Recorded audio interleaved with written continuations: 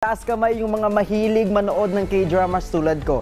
Marami nga daw sa ating mga Pinoy ang nahihilig ngayon sa panonood ng Korean drama series. At talaga namang mas feel natin ang panonood kapag ang paborito nating eksena abay sinasabayan pa ng nakakaanting na background song o yung tinatawag nilang official soundtrack. Dahil dyan ay nagkaroon po ng kolaborasyon ang Pilipinas at Korea para i-organisa ang isang K-drama feels na concert. Abay, magandang panoorin to. Panoorin natin to.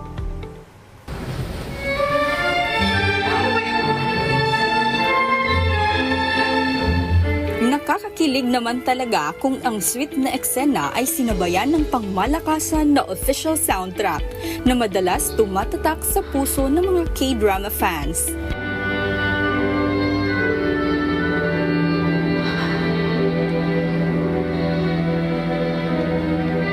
Kaya naman para i-highlight ang mga nakakakilig na OST sa mga K-drama ay ginanap ang OST Symphony, K-drama in Concert.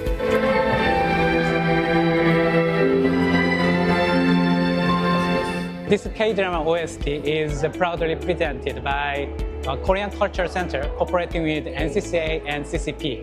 The Philippines and Korea share a common love for the performing arts, specifically for this one K-drama and music, which we are enjoying for 20 years now. Hopefully, the Philippine Philharmonic will have more engagements with our Korean partners in terms of cultural undertakings and music especially. Makabuluhan ang nasabing event dahil sa cultural collaboration ng Pilipinas at Korea, kung saan ang mga nakakaantig na OSTs ay tinugtog ng Philippine Philharmonic Orchestra.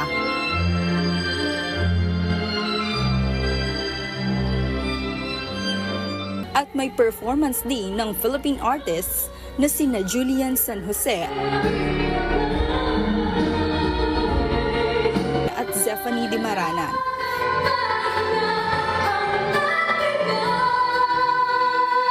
Kung saan inawit nila ang ilan sa mga Filipino drama OSTs.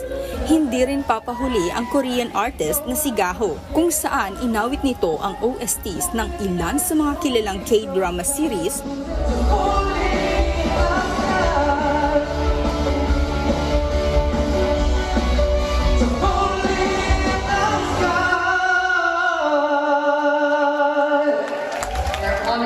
to present the talents of our country, including, of course, the Philippine Philharmonic Orchestra, to all of you.